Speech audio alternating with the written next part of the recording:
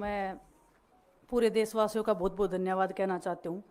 आप media persons का भी, क्योंकि आप लोग ही हम लोगों को इतना through out the journey wrestling में आपने सपोर्ट किया है। तो मैं उम्मीद करती हूँ कि मैं आपकी उम्मीदों पे खरा उतरूँ बिल्कुल। और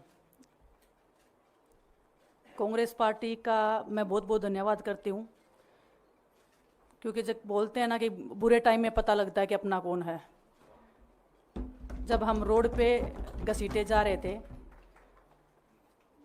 तो छोड़ के बीजेपी को, देश में जितनी भी पार्टियां हैं वो हमारे साथ में थी, हमारे दर्द को समझ पा रही थी, हमारे आंसुओं को समझ पा रही थी।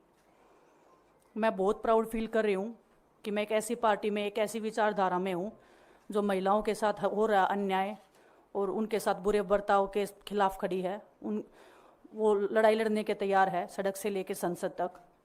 और मैं विश्वास दिलाती हूँ पूरे देशवासियों को कि जो मेहनत, जो लगन से हमने रेसलिंग में काम किया है, हम चाहते हैं कि देश के हर एक नागरिक को जो दर्द, जो तकलीफ़ हमने झेली है, खासकर महिलाओं के लिए, हर एक उस महिला के साथ में हम खड़े हैं जो अपने आप को लाचार, अपने आप को बेबस समझती है।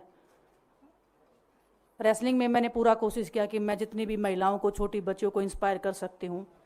मैं चाहती तो मैं जंतर मंतर पे रेसलिंग छोड़ सकती थी, और सभी लोग भी मान रहे थे, पूरा देश इस चीज़ पर विश्वास कर रहा था, क्योंकि बीजेपी आईटी सेल ने उस चीज़ को साबित करने की कोशिश की थी कि हम चले हुए कारतूस हैं, हम ख़त्म हो गए हैं, हम पॉलिटिक्स कर रहे हैं।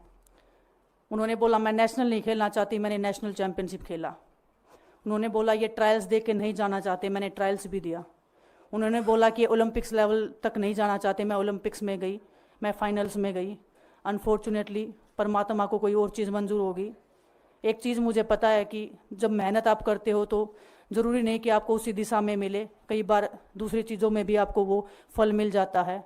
और परमात्मा ने मुझे मेरे देश के लोगों की सेवा करने का जो मौका दिया है, वो मैं मानती हूँ कि उससे बड़ा पुण्य का काम कोई नहीं हो सकता है।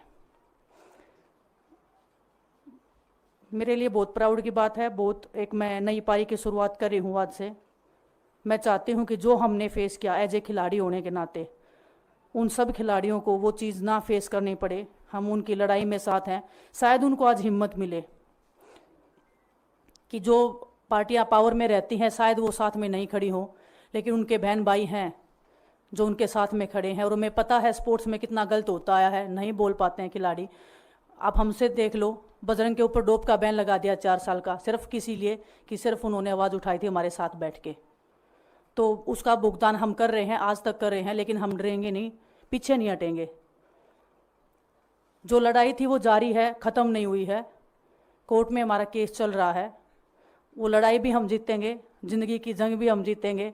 खेल में जैसे हमने कभी हार नहीं मानी है, तो हम इस नए प्लेटफॉर्म पे जो आ रहे हैं, देश की सेवा का भाव, और सिर्फ बोलने तक सीमित नहीं रहेगा ये। हम दिल से हमने खेल किया है और दिल से हम ये काम करेंगे, जी जान से मेहनत करेंगे, अपने लोगों के बीच में रहेंगे। जो भी हम अपने लोगों का भला कर सकते हैं, चाहे कितना ही % हमारे हाथ में होगा, वो हम करने की कोशिश करेंगे। और मैं अपनी बहनों को बताना चाहती हूँ कि आपकी बहन आपके साथ में है। किसी भी मुसीबत में, किसी भी पल, किसी भी क्षण आप ऐसे मत समझना कोई भी आपके साथ में नहीं है। जब कोई नहीं खड़ा होगा तो मैं आपके साथ में ज़रूर खड़ी रहूँगी, कांग्रेस पार्टी आपके साथ में ज़रूर खड़ी रहेगी। ये